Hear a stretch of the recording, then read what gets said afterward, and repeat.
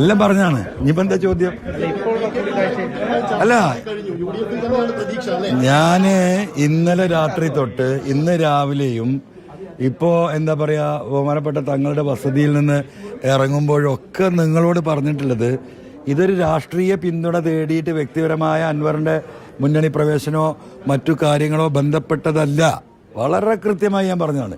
ഇപ്പോഴും പറയുന്നു, ഈ വനമേഖലയിലുള്ള മനുഷ്യരുടെ വന്യമൃഗ ആക്രമണവുമായി ബന്ധപ്പെട്ട വിഷയം, അതിലേറെ ഇതിനെ സപ്പോർട്ട് ചെയ്യുന്ന നിയമസഭയിൽ വരുന്ന നിയമ ഭേദഗതി, ഈ രണ്ട് കാര്യത്തിൽ ബഹുമാനപ്പെട്ട തങ്ങളുടെ പിന്തുണ, ബഹുമാനപ്പെട്ട മുസ്ലിം ലീഗ് എന്ന് പറയുന്ന രാഷ്ട്രീയ പാർട്ടിയുടെ പിന്തുണ, അതിൻ്റെ ഉന്നതനായൊരു നേതാവ് എന്ന നിലക്ക് ബഹുമാനപ്പെട്ട കുഞ്ഞാലി സാഹിബിനോട് ഈ കാര്യങ്ങൾ വിശദീകരിക്കുകയും ഈ വിഷയത്തിൻ്റെ ഗൗരവം അവർക്ക് അറിവുള്ളതാണ്.